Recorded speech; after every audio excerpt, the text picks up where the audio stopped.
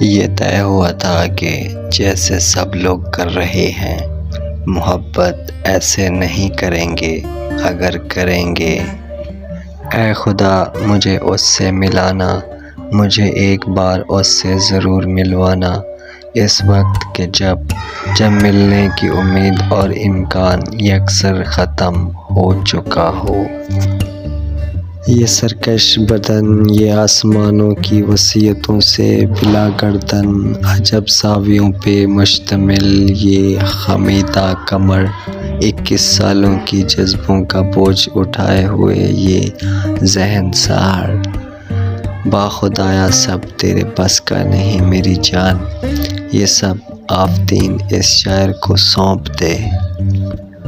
اس کی زلفوں کی تاریکی کے کارن رات کی سیاہی عجب ہی سنورنے لگی ہے، اور اس کی نگاہیں عجب بے نیازی سجائے اطراف میں تکتے ہوئے ایک سوال دہرانے چلی جا رہی ہے۔ کہاں ہے، کون ہے وہ شخص جو کہتا ہے کہ وہ حسن سے متاثر نہیں ہوتا؟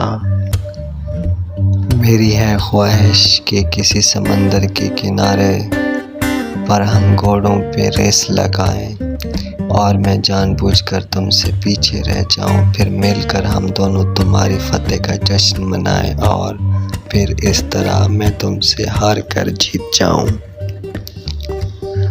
اگر خدا نے اس دنیا میں عورت سے زیادہ خوبصورت کوئی چیز بنائی ہوگی تو یقیناً اپنے پاس رکھ لی ہوگی۔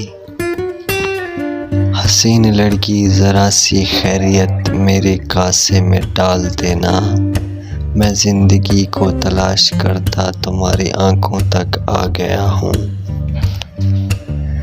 کیوں کہوں مجھ کو محبت فقط تیری روح سے ہے، تو کیا یہ ان آنکھوں، تمہارے حسن چہرے اور اس سراہی کمر کی توہین نہیں ہے؟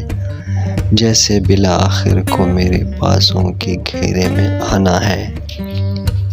لوگوں نے کتنے شعر کہے ہیں گوری رنگت والوں پر، مگر تم روح کو محبت لکھتے ہو نا، تو کچھ اس ساملی صورت پہ بھی لکھنا۔ مجھ سے مت پوچھ میں کیا چاہتا ہوں، بس یہ کہ جب میں تیری اور دیکھوں تو مسکراتے ہوئے اپنی زلفوں کو مت چھیڑا کرو، ورنہ میں سچ کہہ رہا ہوں مجھے بتانے میں 2 پل لگیں گے کہ میں کیا چاہتا ہوں۔